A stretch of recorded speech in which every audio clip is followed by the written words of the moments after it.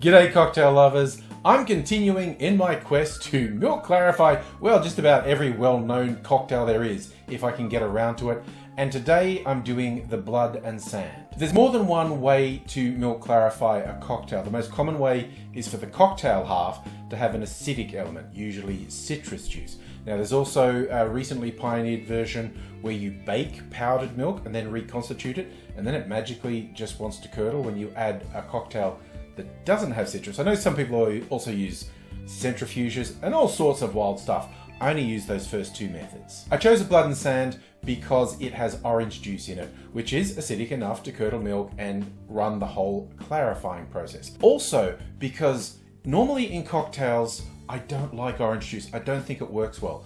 And the blood and sand is pretty much my poster child for orange juice is not great in cocktails. The cocktail was created in the early 20th century to commemorate a Rudolph Valentino film about bullfighters, Blood and Sand. I don't know if the movie was terrible, but honestly, I don't think the cocktail is good. I think it's very unbalanced.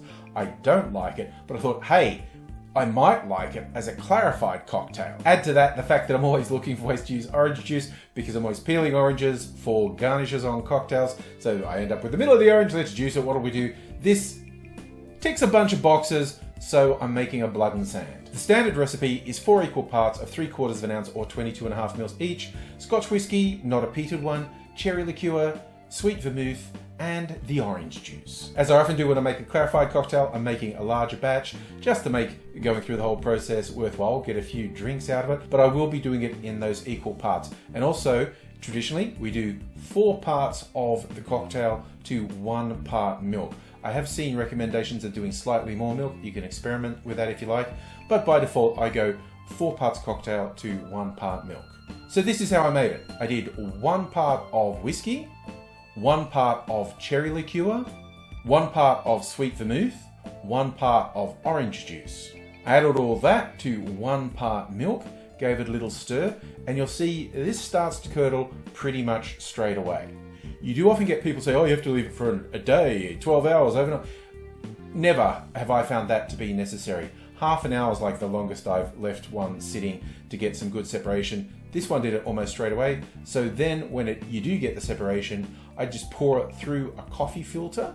And you got to remember, it's the curds that do the clarifying, not the filter. The filter just holds the curds, so the curds won't settle straight away. So the first amount of the drink that goes through is going to be a bit cloudy, so you let it run for a while until it's running clear, and then you pour that first amount back through, or alternatively, pour the whole cocktail through more than once.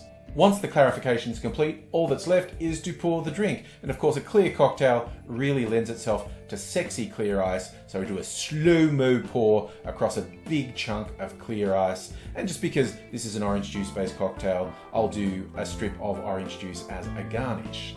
It's got a lovely peachy color. The residual color is from the cherry liqueur. When you experiment with milk clarification for a while, you come to learn artificial colors tend to stay in the drink more. So like if you make one with blue curacao, it's going to be a greeny blue color. You make one with a very red cherry liqueur, you're going to get this pinky peachy residue in there. Now for the moment of truth, I am not at all fond of a blood and sand, but what do I think of a clarified blood and sand? That is smooth. Ooh. The cherry, it's like cherry ice cream now. You get the mouthfeel of the whey from the milk, which gives it a silkier mouthfeel. And that has combined really nicely with the cherry. I got a real cherry ice cream vibe from this. This is like a dessert drink now, which the blood and sand very much is not. The orange juice is not dominating, which I think it does in a traditional blood and sand. Not really tasting the whiskey at all, I have to admit. This is one of the ones that it tastes like an orange creamsicle. There are ice treats around the world that are very similar. We have one in Australia we call a splice. I know Americans refer to orange creamsicle. That's the sort of vibe this has.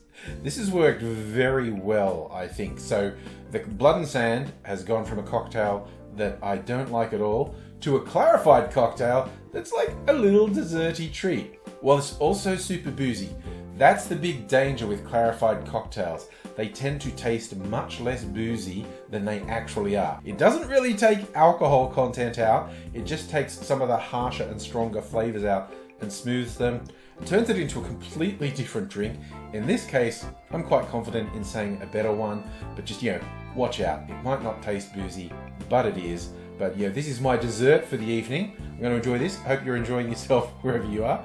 Hope you come back for some more cocktail adventures. Some clarified, some not. Who knows what I'll get up to? You'll have to come back and find out. Until I do see you again, I'll say cheers.